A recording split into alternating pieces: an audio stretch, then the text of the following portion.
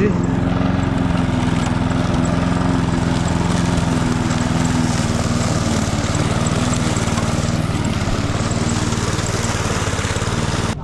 এই ভিউতে গাছ কাটতেছি।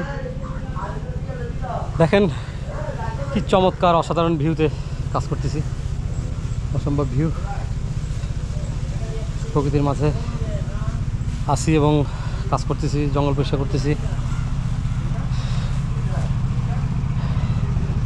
সৌন্দর্য উপভোগ করার পাশাপাশি কাজও করতেছি।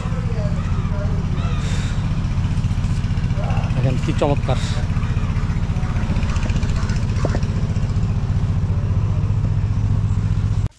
আমি একটা বিষয় বুঝি, সেটা হচ্ছে গিয়ে যে কোনো কাজ সম্পন্ন করতে গেলে আপনাকে অবশ্যই ধৈর্য এবং পরিশ্রম করতে হবে।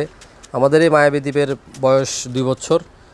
এটা একটা পরিত্যক্ত পাহাড় ছিল, দ্বীপ ছিল। সেটাকে আমরা আমাদের বন্ধুরা মিলে শ্রম দিয়ে সেটাকে আমরা পরিস্ফুটিত করতেছি।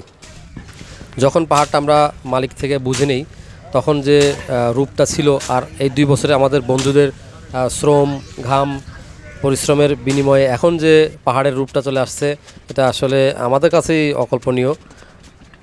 আগে যারা পাহাড়টা দেখেছেন তারা এই মুহূর্তে দেখলে এত চিনতে পারবেন না যে কি থেকে কি হয়ে গেল। আসলে সবগুলোই পরিশ্রম। এই পাহাড়ে আমাদের অনেক শ্রম জড়িত।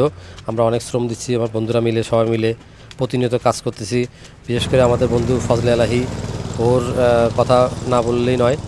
ওর কারণে আজকে আমাদের এই মায়াবী দ্বীপ। ওর অনুপ্রেরণাই আমাদের এই কাজের অনুপ্রেরণা।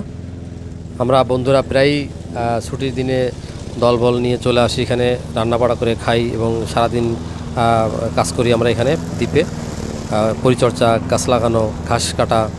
আমি যে ঘাস কাটতেছি, গাছ কাটতেছি, জঙ্গল পরিষ্কার করতেছি।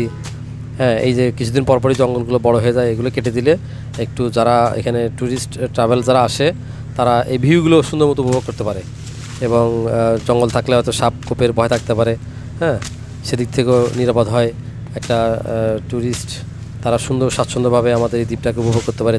যার কারণে আমাদের জঙ্গলগুলো প্রতিনিয়তই পরিষ্কার করতে হয়, প্রত্যেক মাসেই পরিষ্কার করতে হয়। আমরা বন্ধুরা হাতে হাতে মিলে করি এবং মাঝে মাঝে কিছু লোক নিয়ে আসি টাকা দিয়ে ভাড়া করে, তারাও আমাদেরকে হেল্প করে। সব কথার শেষ কথা হচ্ছে গিয়ে পরিশ্রম। আপনাকে কোনো কিছু গড়তে হলে সেখানে আপনাকে শ্রম দিতে হবে, মেধা দিতে হবে এবং ধৈর্যশীল হতে হবে। আমরা আমাদের মায়াবী দ্বীপে গত 2 বছরে যে বৃক্ষগুলো রোপণ করেছি, এগুলো আজ থেকে 5 বছর পর এটার একটা পূর্ণাঙ্গ রূপ আমরা দেখতে পারবো। ফুল এবং ফল দুটোই পাবো আশা করি, এবং এই দ্বীপের সৌন্দর্যগুলো বৃদ্ধি পাবে আমাদের এই গাছগুলোতে।